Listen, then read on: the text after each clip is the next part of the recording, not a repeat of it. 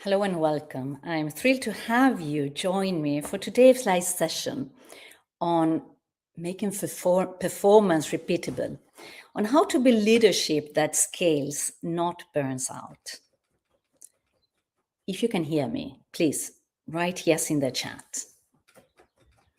What I hear from many executives and HR directors today is we want to unlock the next level of potential and grow as an organization. Not by doing more, not by pushing harder, but by making better choices in how we lead, communicate, and collaborate. Today's event will be around 10 minutes.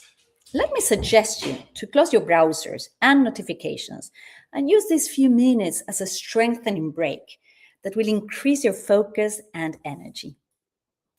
I'm Lizzie Claesson, high performance coach. For the last 25 years, I've had the privilege to work with leaders at Rituals, Volvo, Lego, among many others. I'm also the author of From Suffering to Surfing and Performance Alchemy. Both hit #1 on Amazon. I work with a team of amazing individuals at Brighter Leaders. You can learn more about our work at brighterleaders.com. I have a gift for you at the end of this session, so stay tuned all the way. Most organizations don't have a performance problem. They have a repeatability problem. Things work, but only when the right person is involved. Mainly when leaders step in. And that's exactly where burnout begins. Because if performance depends on you, it doesn't scale. So the real question is, how do you build performance that holds, even when you step back? The core message I wish you to take with you today is this. Making performance repeatable is not about more control. It's about shifting where leadership happens. Most leaders, especially high performers, become the engine of execution. They solve, they decide, they push, and it works until it doesn't. Because over time, decisions move upward. Ownership weakens, initiative drops, and leaders become bottlenecks. So instead of scaling performance, they scale dependency. Repeatable performance requires a different move. From leading through action to leading through others, from being the driver to building drivers. And that shift happens through one capability, the quality of your questions. Because questions don't just create answers, they create ownership, thinking, and action. I am a practical person, so let's make this practical.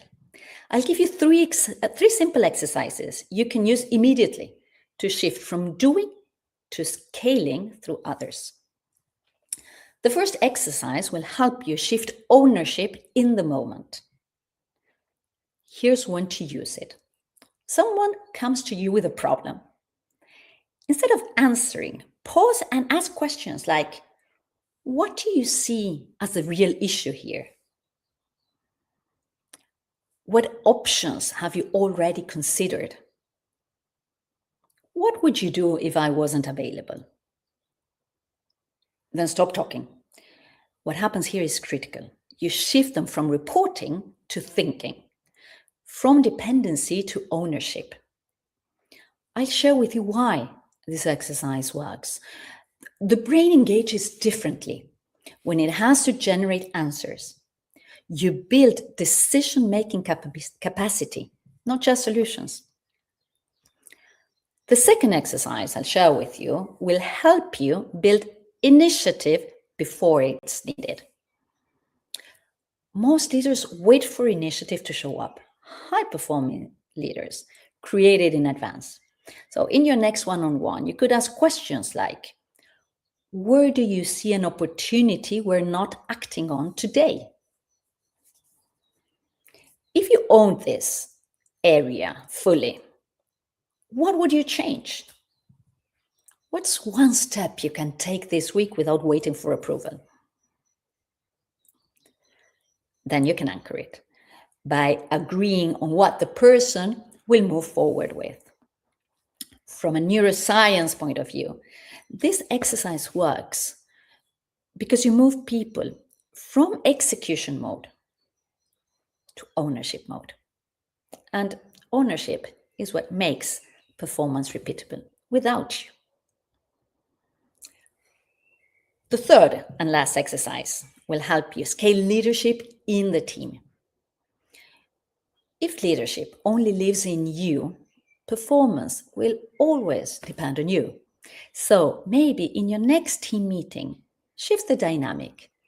Instead of leading the discussion, ask, what do you think is the biggest risk at our performance right now? What are we not addressing that we should? What should we stop doing? And then it is key, you let someone else lead the next step. This exercise works because you create distributed leadership, which is where scalability and sustainability comes from. Let me finish with a closing reflection. If you want performance that scales, you don't need to do more. Actually, you probably need to do less by shifting how you lead. So here's a question to leave you with. Where in your leadership are you still the bottleneck? And what question could you ask instead of stepping in? Because the moment you replace answers with the right questions, you don't just solve today's problem. You build the capacity to perform again and again without burning out. If this resonates, it might be worth reflecting on where on performance today depends too much on a few individuals or too much on you. And what it would take to make it repeatedly across the system. I'd be happy to exchange perspectives if you'd find it useful. And as I promised, I have a gift. We will randomly pick one name from the attendees today and send him or her one of my books. Elma, could you please write in the comments who the lucky person is?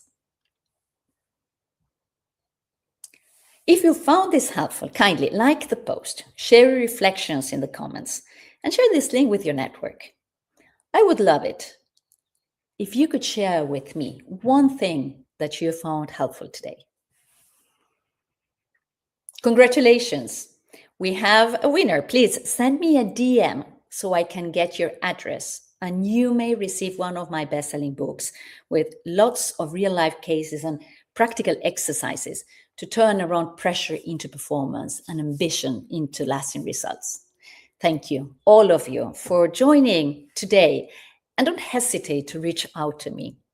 Looking forward to see you soon again. Wish you an amazing day.